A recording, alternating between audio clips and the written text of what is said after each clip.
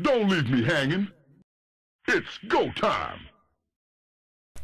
Hey everybody, it's Josh, and I have a cast for you today, a pretty freaking epic cast to be honest, and it's between Liquid TLO, the blue Terran on the top side of Scrap Station. TLO, of course, stands for the little one. He is a fan favorite ever since the beta because he is crazy inventive and, actually a really, really good player. I've seen some ridiculous moves out of TLO, and his opponent, MTW Dimaga, over on the right side of Scrap Station. He is the red Zerg, and he is gained a lot of fans recently. He is sometimes proclaimed the best Zerg in Europe, sometimes one of the best Zergs in the world, but I think that's a little bit debatable. But Dimaga is freaking great at this game as well. So I actually did watch this replay. It's from the finals of the SC2casts.com Invitational, and this game is incredibly awesome. I don't know how it kind of slipped through my cracks, and I'm glad that I found it now because I really want to give a shot at casting it. So a lot of stuff goes on later in the game that I'm not sure if I'm going to be able to keep up with, but I'll try my hardest.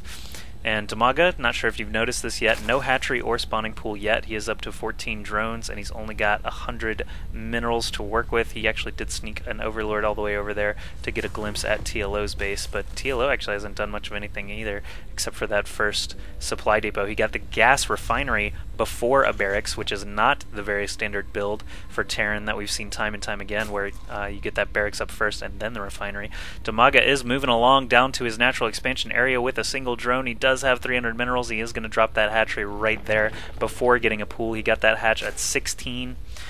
So looking like he's planning for a little bit of a longer game. Scrap Station actually is a good map for this quick expand for a Zerg player because Terran have to either tromp all the way across the map or break down these several instances of destructible rocks and destructible debris. But TLO's first scouting SCV does arrive after that hatchery's down, so he's not going to be able to block it at all. He is going to know, however, that Dimaga will be a little bit behind in his army. Dimaga actually did get the extractor before the spawning pool. That is going to allow him to dump 3 drones on there immediately. Go ahead and get some Zergling speed coming up as soon as that spawning pool finishes up. And TLO, after getting that first gas, his orbital command is actually still right on time, right when that first barracks finishes, but he's going for the factory immediately, not a second barracks. So could be going for that 1-1-1 build where he gets 1 barracks, 1 factory, 1 starport, very standard stuff against Protoss or Zerg. And actually, Mech is still really strong against Zerg, so a second factory could appear before a starport, but Vikings and Banshees are both super effective against Zerg early game, so I have to imagine he's just going to build a starport. He doesn't have any gas right now, though. It looks like he must have pulled workers off of gas to get some more minerals up while that factory is building, so he is not going to be getting a starport immediately. Instead, he is just getting his command center down at his natural so he can keep up economically. And when Zerg is up a base, that's about even. When Zerg is, even with the Terran player, in number of bases, Zerg is actually a little bit behind because the Terran player can just build tons and tons of production structures where the Zerg player is limited by the number of hatcheries he has. So Dimaga will want to actually take a third base at some point soon, but TLO is sending in his first Hellion here. Gonna just follow him for a little bit and see what he's able to do. It looks like he's going to attack that creep tumor. Too bad for him, he does not get another blast off, or it would have actually killed the creep tumor. Now it is invisible, so he's not going to be able to do that unless he gets some lucky splash while attacking this queen. The queen doesn't even attack, he doesn't want to get off the creep. There is a queen already at the top of the ramp here, and a third queen actually for Dimaga. He's getting a fourth queen if you look at the production tab, so Dimaga going heavy queens and speedlings to start this game off against a couple of Hellions. The Hellion does have 1 Zergling kill there. I'm not sure if he's going to be able to kill any drones before these queens take him out. Looks like at least 1 drone, 2 drones do go down there, a third and a fourth. Man, actually these kills are really piling up. 9 kills between these 2 Hellions, and these queens are still too slow to really catch up with them. Finally, speed is done for those Zerglings though, so they're going to be able to surround those Hellions on the creep at least. But a lot of drones there got roasted. It is 23 SCVs and a mule to 14 drones. Dimaga is actually really far behind as a result of that, and he didn't really get to do anything with these speedlings because those Hellions arrived with such good timing. Dimaga also not dropping any gas. He's still on that 1 gas. He's only got 1 drone mining from it right now. now. After he got that Zergling speed, he doesn't really know what he wants to spend gas on next. Bunkers coming up and another barracks. Actually, that was the original barracks. He just floated it on over. 2 starports have gone up in the meantime. No Banshees have been built yet, but definitely has the capability. There is actually the first Banshee. Not enough minerals to get cloaks started just yet, but 2 starports with tech labs make me think mass Banshees are a possibility. He is working off of 2 gas. His second orbital command is completed. Does not have number 3 or 4 gas yet, but he is getting cloak. He is getting 2 Banshees at one time, so looks like TLO is all about the worker kills this time around against Dimaga. Dimaga is morphing his original hatchery into a lair now. Looks like he's going to move beyond the queen and speedling combination. Look at that. He still has 5 queens alive. There's 4 there and a 5th down here. And wait. Yeah, 6 queens alive. Wow, holy crap. Check the units tab just to double check. Yes, 6 queens and a bunch of speedlings compared to several Banshees and Hellions and Marines out of TLO from that 1-1-1, which eventually turned into a 1-1-2 with those 2 starports and a Viking queued up after that 3rd Banshee. So TLO looks like he's probably just going to send a hit squad of a few Banshees and see what he can get killed there. There's 1 kill on this Hellion. That makes me think a drone or a speedling came on over to see what was up. Didn't actually find anything except for Hellion Flame of Death. But 2 Banshees coming on across the close air distance here. It looks like Dimaga does obviously have a ton of queens available down here, but they're kind of spread out, actually dropping creep tumors all over the map, so these Banshees are going to arrive, and only 1 queen is there to stop it. These speedlings run in. Of course, they're not going to be able to do anything. Cloak is finished now, so TLO can actually save up this energy until these other queens arrive. Finally, they do, and there goes the Cloak. 4 kills, 2 kills. He is going to actually focus down some queens first while he has that advantage of the Cloak going down. No Overseer morphing right here. A Viking does come in to help support. 1 Banshee did go down there, but both Banshees actually got several kills, I believe. Dimaga really only lost a queen and maybe 2 drones there, so the Banshee harass actually could have done a lot better if he had just cloaked right away and only gunned down these drones. Instead, he did go for the queens. Actually, Banshee's cruising around now, killing off creep tumors with a Viking in tow just in case any Overseers show up. I like that combination. But this Banshee is going to go down actually to the 4 queens right here. Viking unable to do anything obviously against those ground to air spikes or, you know, tendrils or whatever you want to call what the queens attack with. This Overlord is going to be gunned down by 3 Vikings. TLO looks like he has switched pretty much entirely into Viking production. He's actually getting a 3rd starport with a reactor, so 1-1-3 coming in now, and an armory. 2 armories being built right now. Probably not going to be seeing Thors, but instead going to be seeing lots of ship upgrades. We'll just see what he has planned there. But now that this lair is finished, it looks like he was building a spire somewhere. There it is. And so Mutalisk's going to be on the ticket next. An evolution chamber is up, so he's got spore crawlers coming in. I did see one building somewhere in his main. There it is, right behind the mineral line. He has still a lot of queens and speedlings on the field. If you look at the production tab, he's got 6 Mutalisks and lots of speedlings still coming out. So Mutaling off of 2 bases. He's lucky that those Banshees actually didn't do more damage than they did. That has let Dimaga catch up in workers, 51 drones to 48 SCVs, but obviously he had to sacrifice a bunch of larvae to get those drones back, and his money is actually piling up now. He almost hit 1,000 minerals there before he built a couple more drones and another hatch down here at the 3rd base location. So Dimaga's trying to stay up 1 base on TLO. Another Banshee just died to that Overseer and Queen combo. Good for him. Didn't let that Banshee do too much damage there.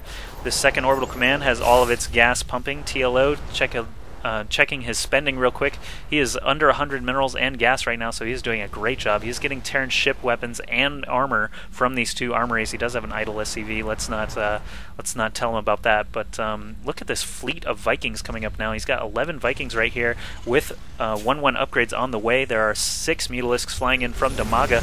Going to try and see what they can kill. These creep tumors actually spread through the destructible rocks here. All you need is vision on the other side, and you actually get a couple of squares just by having that creep tumor there near the rocks. But I have a feeling these 6 Mutalisks aren't really going to do a whole lot against, you know, these growing numbers of Vikings, this entire fleet flying around, keeping all the Overlords and Mutalisks out of TLO's base. Actually, Dimaga's Overlords are going to be in big trouble if these Vikings do reach all the way over to that base, because all Dimaga has to stop at is a couple of spore crawlers and some queens. Oh, 3 Overlords right here, all going to be going down. Let's keep an eye on Dimaga's food count. It is at 102 over 118 right now, but as he loses Mutalisks there and Overlords, both of those numbers are going to be dropping.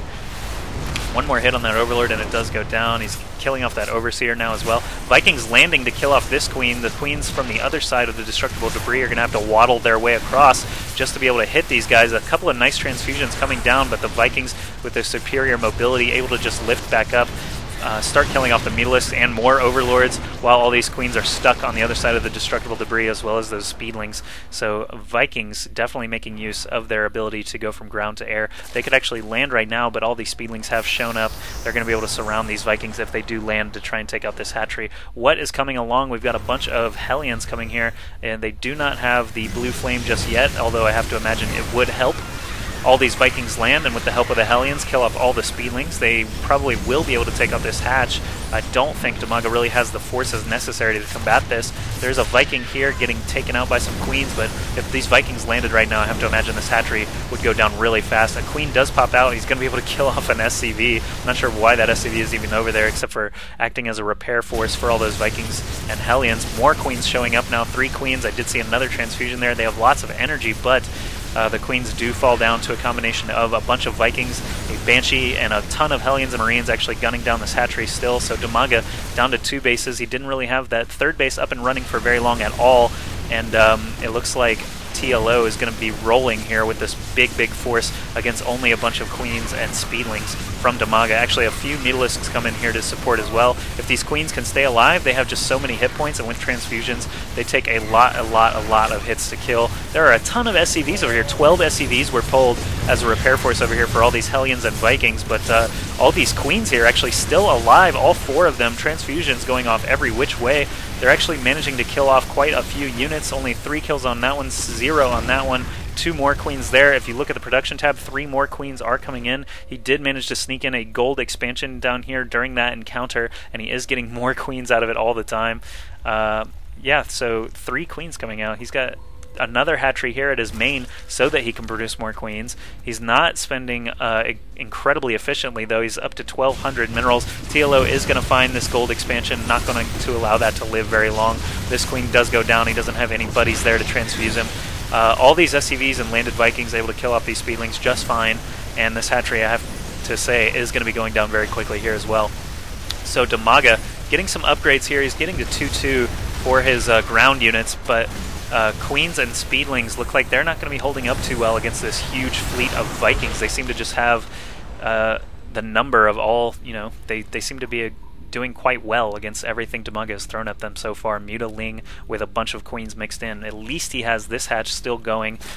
He's still mining off of 2 bases, but TLO, if you've noticed over on the minimap, has got a planetary fortress up and running at his 3rd, and a orbital command coming behind the rocks here over at this far left expansion area. So Dimaga actually getting a Hydralisk Den now. He's up to 9 queens, lots and lots of speedlings. He's got only a handful of Mutalisks still left, but TLO looks like he's just sitting around for the time being, growing his army and waiting, but the supply count actually is very close between these 2 players still.